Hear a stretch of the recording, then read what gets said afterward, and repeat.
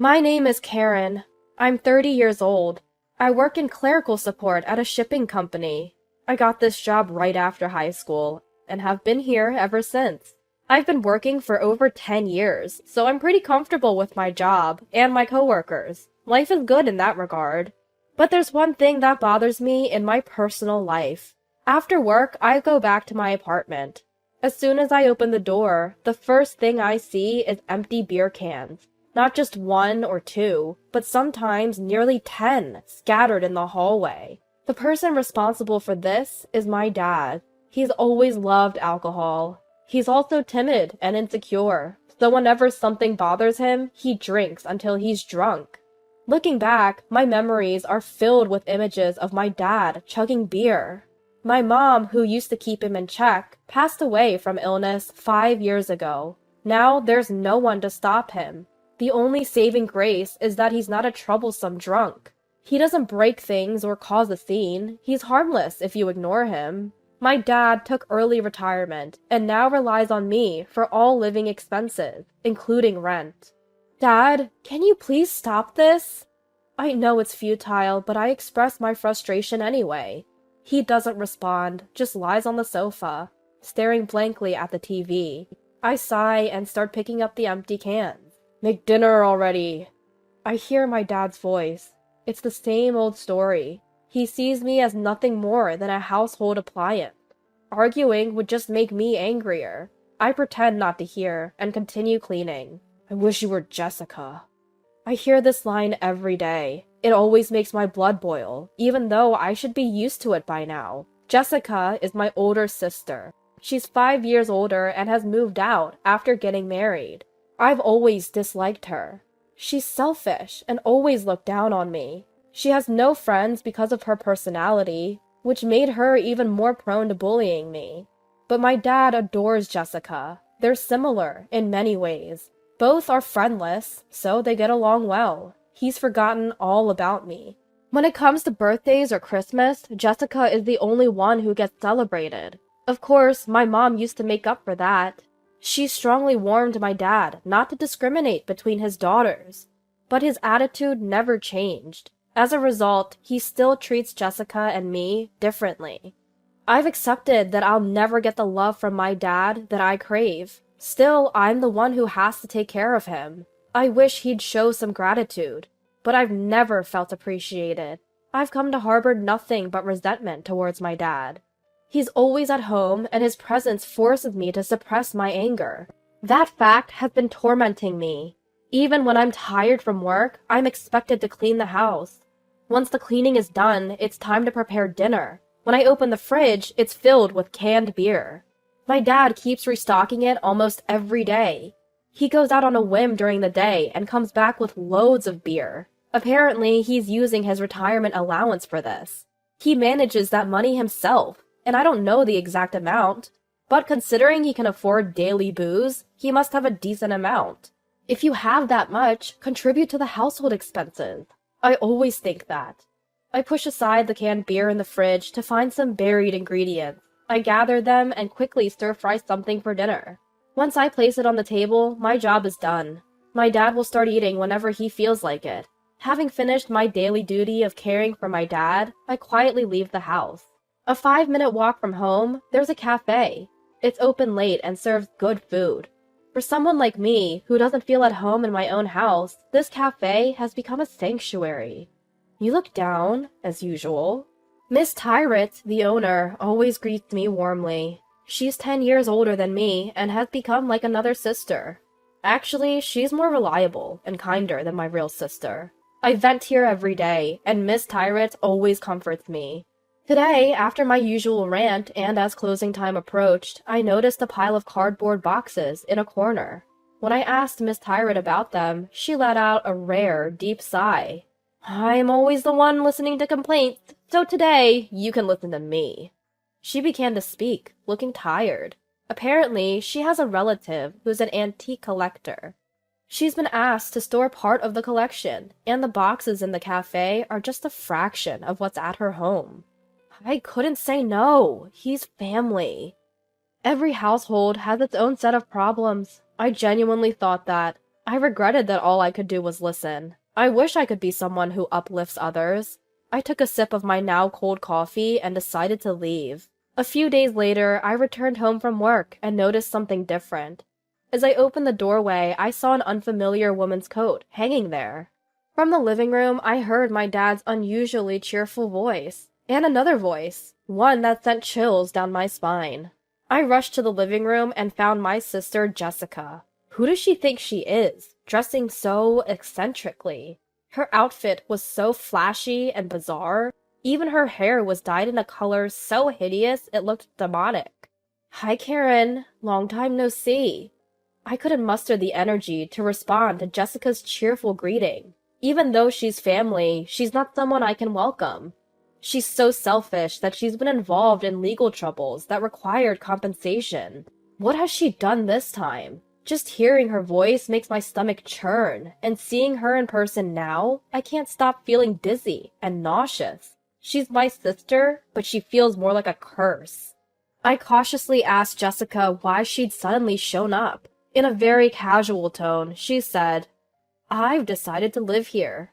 I was speechless at her sudden announcement. I glanced at my dad, who was wearing a smile I'd never seen before. It turns out Jessica had gotten divorced and had been living alone for a while. She hadn't held a steady job and had quickly reached the end of her financial rope. So she'd come here, relying on my dad. For my dad, who adores Jessica, both her divorce and her return were good news. That explained his big smile. But for me, it was terrifying news. Living with my alcoholic dad and selfish Jessica meant I'd have to support both of them. No way! I'm not living a life of servitude. I immediately objected. When I asked them how they planned to cover living expenses and food, they both said, "You'll take care of it." That was the last straw for me. Before I knew it, I was lashing out at them.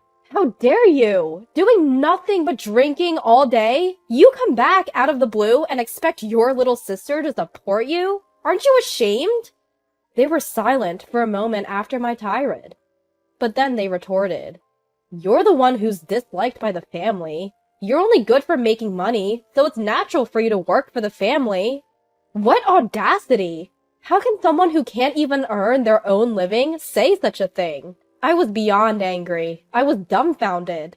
Jessica then began urging my dad to kick me out so she could move in. My dad obediently told me, "Jessica's back, so you, the parasite, need to leave." At that moment, something inside me broke. For about 5 years since my mom passed away, I'd been supporting my dad. What for? I'd been holding back my feelings and desires, and in the end, I was called a parasite. Neither my dad nor Jessica has a good character, so I never expected praise. But shouldn't they at least acknowledge my efforts? Who should I blame for the misfortune of not having a supportive family? I felt crushed by indescribable pain and sadness. "Are you sure about this?" Jessica probably took my question as a plea. My dad looked happy just obeying Jessica. They both didn't realize that my words were a final warning. "Just get out." After receiving their reply, I left the living room. A little later, Jessica came into my room. She handed me a piece of paper. It was a handwritten contract by Jessica. It stated that my dad was the leaseholder of the apartment, that I was responsible for paying the rent, and that all the furnishings belonged to my dad. In other words, I was to leave the house with nothing and continue paying the rent. They were trying to enforce this blatantly unfair agreement through a handwritten document. Even for the naive and clueless Jessica, I didn't think she'd go this far. Still, I decided to play along. However, I added a condition that they couldn't restrict my actions beyond what was written in the agreement. Jessica seemed suspicious, but didn't question it. As long as she got her way, she was content. That's just how she is. A few days later, the day came for me to leave the apartment. True to the agreement, I didn't touch any of the household items. With just a single bag, I started walking to my new place. Only Dad was home. Jessica was at her own place, preparing to move. Dad would go help her in the evening, and she'd move into the apartment the next afternoon. That was the plan. Dad was looking forward to living with Jessica and couldn't hide his excitement. Seeing him like that really got under my skin. He never smiled when I was the one supporting him through hard work. He was always drowning in alcohol and treating me like a servant, and Jessica's presence only added to my irritation. How far will she go to get her way? Is she willing to disrupt her sister's peaceful life just to satisfy her own desires? The more I thought about it, the more my feelings of hatred and anger surged. Frustrating as it was, logic wouldn't get through to those two. So I decided to switch gears. That afternoon, I visited the house with the movers I'd hired. It was around the time Dad would be heading to Jessica's place. It was better for him not to be there while we moved things. "Are you moving all the household items?" asked one of the surprised movers. I can't blame her for being shocked. The amount of stuff I'd asked to be moved was excessive for a single woman. Still, there was no mistake in my request, so I answered with a smile.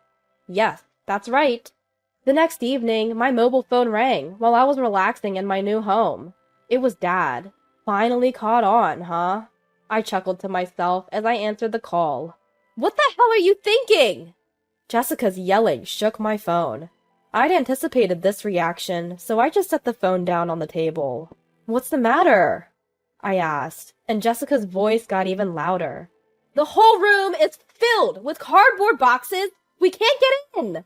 I couldn't help but laugh, imagining Jessica yelling at the doorway and Dad standing there, dumbfounded by a home filled with cardboard boxes. I had made a deal with Miss Tyrant from the cafe to store her antiques as a favor. However, I hadn't anticipated that the amount would be enough to fill a 3-bedroom apartment until I saw Miss Tyrant's home with the movers. As a result, my old apartment was filled with boxes from floor to ceiling, literally leaving no room to move. I could now understand why the mover had double-checked so many times. Jessica was still making a fuss. "Do you think you'll get away with this?" The agreement didn't say anything about not filling the place with stuff. There was no room for argument. I had the upper hand, and it was unshakable. Besides, there's still living space available. Even I didn't go so far as to fill the bathroom with boxes. Dad and Jessica could technically live in there, if they had to. Well, that's if they could even make it that far. Seemingly out of energy to argue, Dad took the phone. He was mumbling complaints, but his voice was so low I could barely hear him. He must be in shock. I decided to give Dad some good news. "Those cardboard boxes contain valuable cultural property. If you damage even one, you'll be liable for damages." At that, Dad's voice quivered. Of course, there's no cultural property in those boxes. It's just stuff, and not worth much. Still, for a timid person like Dad, it seemed like the ultimate threat. Once I confirmed they had no more complaints, I hung up. After that, Dad and Jessica, unable to live in the apartment, tried to rent a new place for themselves, but neither had a job, and they had no one to help them. They tried using a guarantor service, but couldn't even scrape together the money for that. In the end, they couldn't rent a place due to insufficient identification. For a while, they seemed to be staying in internet cafes. Dad had already used up most of his retirement allowance, so that lifestyle didn't last long either. They tried to contact me several times, but of course I ignored them all.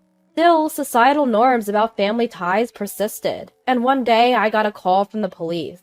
"Come pick up Dad and Jessica. They've been arrested for dining and dashing." I couldn't refuse that one. When I saw them again at the detention center, both were physically and emotionally worn out. They broke down and clung to me. I'm human too. When your family cries and begs, it's hard not to soften up. So I brought Miss Tyrant from the cafe along when I picked them up. Once at the cafe, they got daily lectures from Miss Tyrant.